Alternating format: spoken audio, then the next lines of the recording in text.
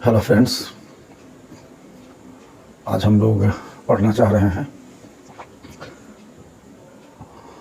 Indifference curve.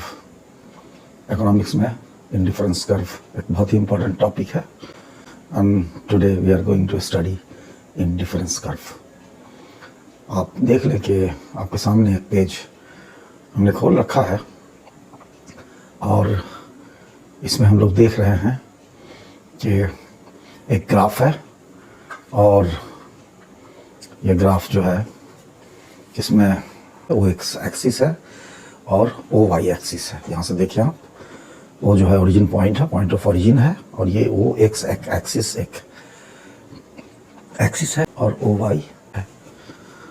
और हम लोगों ने ओ एक्स एक्सिस पे इंडिफरेंस कर्व, बेसिकली इसको हमने डिफाइन किया है। आप एक चीज़ देख लें, यहाँ पे नीचे आप देख रहे हैं कि डिफिनेशन हमने लिखा है एन इंडिफरेंस कर्व, और इसमें हमने इंडिफरेंस कर्व 4 लिए हैं। For example U1, U2, U3 और U4। तो हमने उसको डिफाइन किया है कि an indifference curve that is U1, U2, U3, U4 etcetera is a consumption curve. It is a consumption curve, ये कंजम्पशन को शो करता है। And that is a curve line, ये कर्व लाइन है, ये स्ट्रेट लाइन नहीं है। ये कर्व लाइन ही होती है, स्ट्रेट लाइन नहीं होती है। और the indifference curve is convex to origin. देखें, convex to origin, depicting different combinations of two goods or two sets of goods that give the consumer equal satisfaction and utility. इसमें हम लोग कोई भी एक इंडिफरेंस कर्व ले लें, जैसे से हम U2 को फॉर एग्जांपल यहाँ पे ले लें, तो हम लोग इसमें देख रहे हैं कि इसमें 3 पॉइंट्स हमने दिखाया है। एक B1 पॉइंट है, एक B2 पॉइंट है और एक B3 पॉइंट है। और हमने ओ एक्स एक्सिस पे राइस को दिखाया है और ओ वाई एक्सिस पे हमने व्हीट को दिखाया है।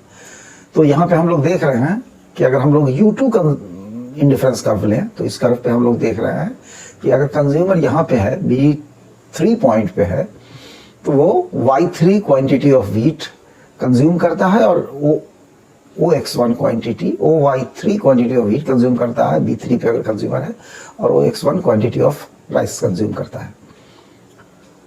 यही कंज्यूमर अगर इसी इंडिफरेंस कर्व पे यहाँ B2 पॉइंट पे आ जाता है, तो ये OY2 quantity of wheat consume करता है, और इसी B2 पॉइंट पे ये OX2 quantity of rice consume करता है। यानी इसके व्हीट और राइस का जो कॉम्बिनेशन है वो बदल रहा है। यानी जब हम लोग B1 से B2 होते हुए B3 पर जाते हैं, तो हम लोग ये देखते हैं कि व्हीट की क्वांटिटी, कंजम्पशन ऑफ व्हीट बढ़ता जा रहा है। और जब B3 से हम लोग B2 होते हुए B1 पे आते हैं along this U2 indifference curve, तो हम लोग देख रहे हैं कि राइस की का कंजम्पशन बढ़ता जा रहा है जब हम लोग B3 से B2 होते हुए B1 की तरफ आते हैं।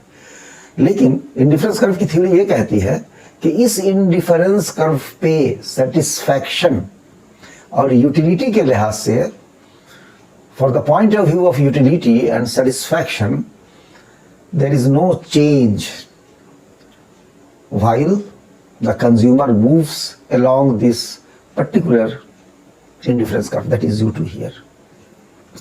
और इसी तरह से अगर हम लोग दूसरा इंडिफरेंस कर्व ले लें, U1 इंडिफरेंस कर्व, तो इसमें एक पॉइंट A1 है, एक पॉइंट A2 है और एक पॉइंट A3 है। तो इस पे भी A3 पे कुछ अलग सेट ऑफ गुड्स होगा, set of rice and wheat होगा, set of quantity of wheat and rice होगा। A2 पे कुछ और होगा और A1 पे कुछ और होगा।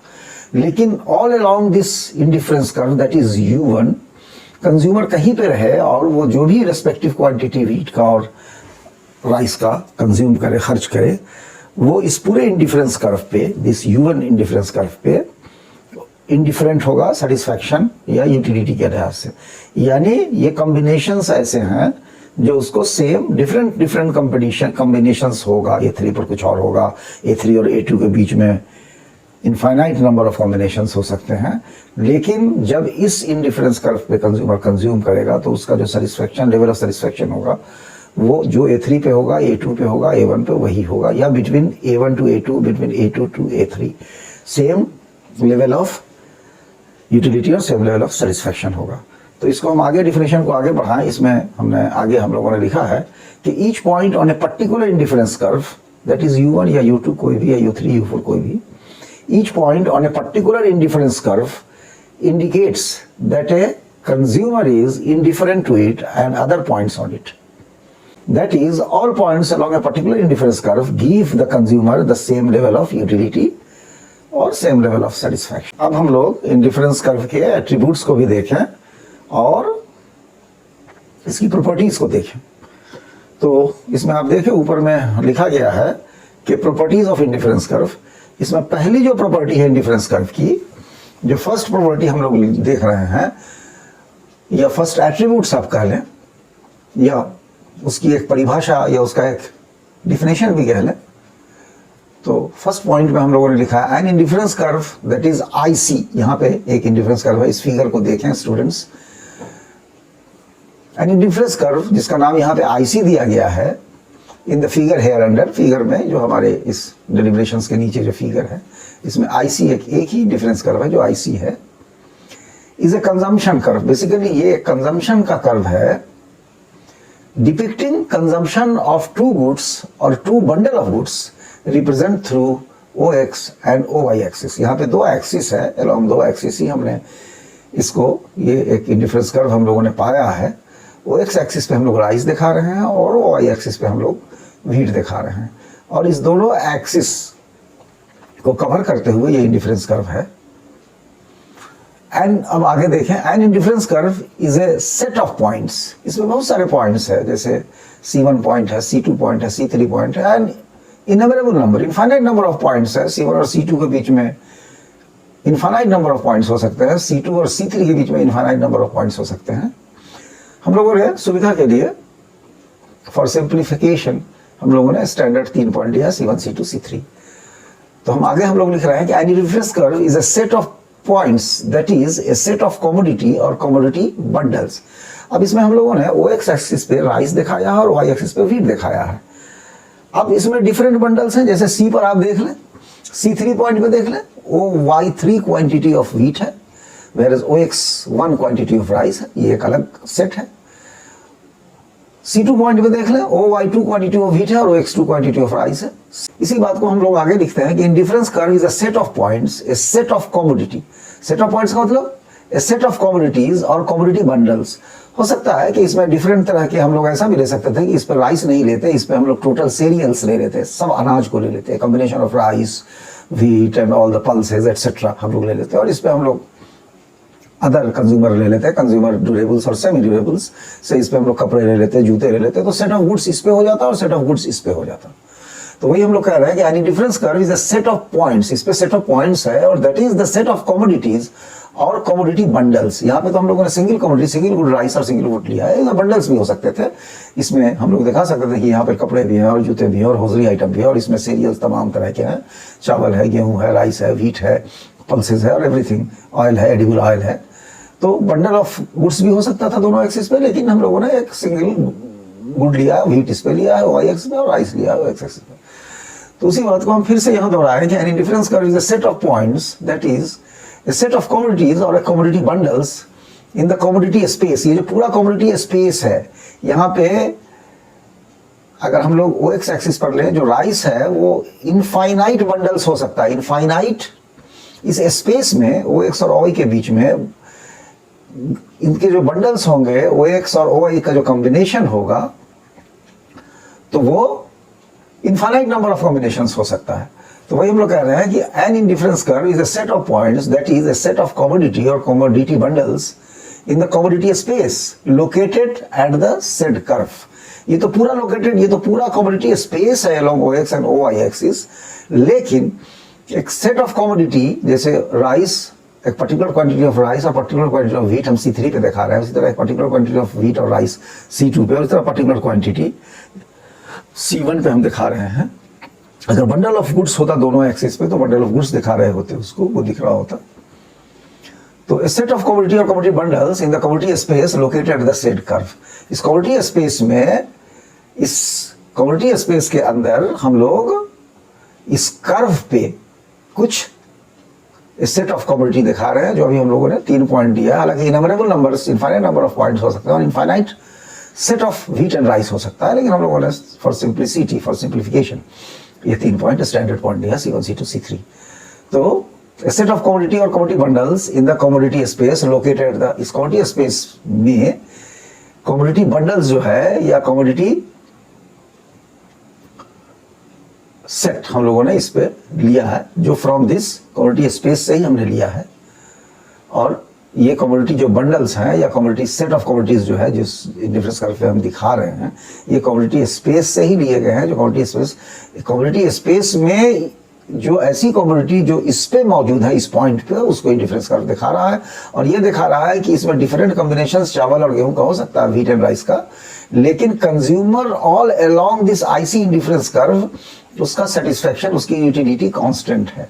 वो यहाँ पे जितनी यूटिलिटी पाता है C3 पे, उतना ही यूटिलिटी C2 पे पाता है, और उतना ही यूटिलिटी C1 पे पाता है, और उतनी ही utility in between C1, C2, C2, C3 पाता है, या कहीं भी इंडिफरेंस कर्व पर वो पाता है। इंडिफरेंस कर्व का की थ्योरी, इसका assumption यही कहता है। The consumer getting the same level of satisfaction at all the points on this curve, that is इस particular IC curve पर। The assumption that the consumer can compare any two bundles in the commodity space and that she or he prefers one of them to other or is indifferent to them means that the various indifference curve pass through each point in commodity space, that is a commodity space includes infinite number of indifference curves। इस commodity space के हर point से consumer एक indifference curve draw हो सकता है, या एक एक पॉइंट पे कई तरह के हो सकते हैं। हो सकता है कि C3 पॉइंट पे किसी खास सिचुएशन में कंज्यूमर के खास टेस्ट के लिए लेस ST पर इंडिफरेंस कर्व होता, तो लेस एसटी अगर इंडिफरेंस उसके और उसी तरह सेम सेटिस्फैक्शन के लिए जो उसमें पॉइंट्स आते, वो उस इंडिफरेंस कर्व के लिए उस पर कंज्यूमर इंडिफरेंट होता, लेकिन कंज्यूमर के टेस्ट के हिसाब से वो चीजें उस पे वो इंडिफरेंस कर्व ड्रॉ होता, उसका इंडिफरेंस कर्व आता, जिस जिस पॉइंट पे वो इंडिफरेंट होता वो इंडिफरेंस कर्व उसको डिपिक्ट करता। तो ये कहता है कि various indifference curve pass through each point. Consumer के टेस्ट के हिसाब से गेहूं पसंद करने वाला अगर कंज्यूमर होगा तो वो डेफिनेटली वो OY एक्सिस पर बहुत ऊपर होगा और उसका फ्लैट होगा, क्योंकि वो गेहूं से अलग नहीं होना चाहेगा। थोड़ा सा गेहूं के लिए वो बहुत ज़्यादा चावल छोड़ने के लिए राजी हो जाएगा। तो वही हम लोग कह रहे हैं कि the assumption that the consumer can compare any two bundles in the commodity space and that she or he prefers one of them to other or is indifferent to them means that the various indifference curve pass through each point in commodity space. That is, इसका मतलब ये हुआ कि एक commodity space includes infinite number of indifference curves। यानी एक indifference curve अगर यहाँ कुछ इस तरह से ऐसे आए तो उसको कंज्यूमर पसंद करेगा। क्यों पसंद करेगा? कि people usually prefer more goods to less goods। यहाँ पर अगर इंडिफरेंस कर्व होगा तो उसमें गेहूं, अगर यहाँ पे उसका एक इंडिफरेंस कर्व हो और यहाँ पे पॉइंट हो तो गेहूं अगर बराबर होगा तो चावल ज्यादा होगा। या अगर उसका इस पॉइंट को हम लोग लें, मान ले यहाँ पर पॉइंट नहीं तो उसमें चावल बराबर हो, चावल अगर उसमें इसके बराबर है तो यहाँ गेहूं का लेवल ये, उसमें गेहूं का लेवल ये होगा। तो इस तरह higher indifference curve are preferred to lower ones because that is people usually prefer more goods to less goods. That is higher indifference curve depicts more of all the goods और at least one good और one set of goods को वो depict करता है। इसका तीसरा property है कि indifference curve are downward sloping. ये डाउनवर्ड स्लोपिंग होता है, that it is negatively sloped. ये निगेटिवली स्लोप्ड है क्योंकि जो सब्स्टिट्यूशन है व्हीट का राइस के लिए, OX कमोडिटी का OY के लिए, वो निगेटिव है। एक चीज का कंजम्पशन बढ़ता है तो दूसरी चीज की खपत घटती है, कंजम्पशन घटता है, निगेटिवली स्लोप्ड है, निगेटिव रिलेशनशिप है। चौथे पॉइंट में हम लोगों ने लिखा है कि indifference curve don't cross each other. अगर यहाँ पे एक दूसरा भी इंडिफरेंट कर्व यहाँ खींचा जाए तो ये क्रॉस नहीं करेगा। इन सारी चीजों को जो पॉइंट्स हमने जो प्रॉपर्टीज लिखा है इसको हम लोग डिटेल में पढ़ेंगे और इसके लिए हम लोग कई लेक्चर्स लेंगे, कई क्लास हम लोग अटेंड करेंगे। तो पांचवा पॉइंट लिखा गया है कि indifference curve is generally bowed inward. ये अंदर की तरफ मुड़ा हुआ होता है, that is convex to origin. इस ओरिजिन की तरफ ये मुड़ा हुआ होता है, ये कॉन्वेक्स टू ओरिजिन है। छठा पॉइंट हमने लिखा है कि indifference curves pass through each point in commodity space. Indifference curves जो कर्व्स होते हैं वो हर पॉइंट पर इसके कमोडिटी स्पेस में OY और ये जो राइस और व्हीट का जो कमोडिटी स्पेस है इसके हर पॉइंट पर इंडिफरेंस कर्व्स जो होते हैं वो पास करते हैं। हर पॉइंट पे कई कई इंडिफरेंस कर्व होंगे, वो प्राइस के हिसाब से, कंज्यूमर के टेस्ट के हिसाब से। Indifference curves pass through each point in commodity space and there is continuity of consumer preference. Consumer preference में कंटिन्यूटी होती है और 7वां पॉइंट हमने लिखा है कि marginal rate of substitution of x for y, क्योंकि हम लोग देख रहे हैं कि inverse relationship between the goods on y axis and goods of x axis है।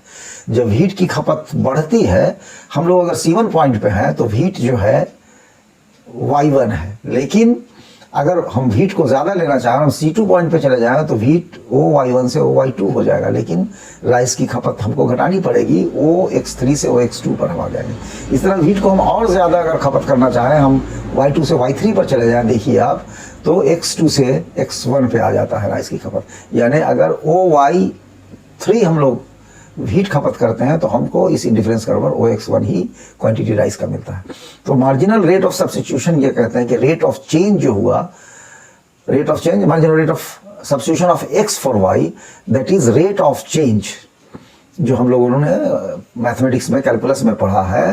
तो चूंकि ये निगेटिवली स्लोप्ड है, तो इसका जो dy dx होगा, यानी change in y with a unit change in x, और for a unit change in x जो dy dx है, dy dx का मान निगेटिव होगा, और ये dy dx जो होगा, इसका जो अनुपात होगा वो मार्जिनल यूटिलिटी ऑफ x और मार्जिनल यूटिलिटी ऑफ y के अनुपात के बराबर होगा। यानी dy minus dy dx is equal to marginal utility of x over marginal utility of y। तो ये सारी चीज़ें हम लोगों ने पढ़ा है। अब इसको हम लोग डिटेल्स, क्योंकि ये लेक्चर अगर सारा पूरा डिफरेंस कर्व हम आज एक लेक्चर में पढ़ा है तो ये फिर लेक्चर बहुत लंबा हो जाएगा और बहुत परेशानी लगेगी स्टूडेंट्स को। तो मैं आज का क्लास यहीं पर ख़त्म करता हूँ और ये उम्मीद करता हूँ कि हमारे स्टूडेंट्स को ये चीज़ें समझ में आई होंगी। और ये हमारा अभी आप समझ लेंगे प्रॉपर्टीज ऑफ इंडिफरेंस कर्व जो है, it is the general enunciation of the theory of indifference curve. इसको इलेबोरेट, इसको डिटेल हम बाद में करेंगे, कई सीटिंग में करेंगे, और अल्टीमेटली हम लोग इसको इस्टेब्लिश करेंगे कि ये marginal rate of substitution of x for Y जो है, जो dy dx है, ये marginal utility of X divided by marginal utility of Y के बराबर होता है। इसको हम लोग इस्टेब्लिश करेंगे। और इसमें एक चीज़ हम और इस्टेब्लिश करेंगे जो आप लोगों ने पहले देखा होगा कि जो इंडिफरेंस कर्व हम देख रहे हैं इस पे, इसमें एक ये जो AB लाइन है, ये बजट लाइन है। एक कंज्यूमर की कैपेसिटी है, उसकी आमदनी है, उसका बजट है।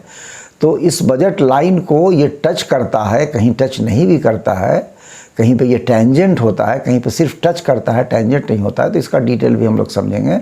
और बजट लाइन के मद्देनज़र हम लोग इंडिफरेंस बजट लाइन के इक्वेशन को भी पढ़ेंगे, और इंडिफरेंस कर्व के इक्वेशन को भी हम लोगों ने देखा। इंडिफरेंस कर्व के हम लोगों ने इसके इक्वेशन को देखा, हमने अभी लिख दिया है कि marginal rate of substitution of x for Y, that is dy dx is equal to the ratio of the marginal utility of X and the marginal utility of Y. तो इस दोनों को, बजट लाइन के equation को और indifference curve के equation को, दोनों को हम लोग एक साथ देखेंगे जब हमारा when the consumer's utility is as its maximum. तो मैक्सिमम के लिए बजट लाइन का क्या रोल है और उसका इक्वेशन किस तरह से मिलता है, और दोनों कंबाइंड होकर के हमें क्या इक्वेशन देते हैं।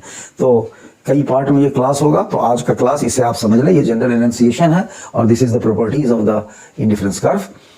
तो थैंक यू वेरी मच। अगर इस वीडियो में आपको कोई चीज़ कहीं परेशानी लग रही हो तो please do ask question in comment box and I shall reply to that question. और अगर यहाँ पर कहीं पर कोई आपको ऐसी गलती, भूल दिखाई दे रही है तो आप उसे पॉइंट आउट करें। I shall be happy, I shall be glad to know my mistakes and I shall rectify it. तो थैंक यू वेरी मच, बहुत बहुत शुक्रिया, धन्यवाद, जय हिंद।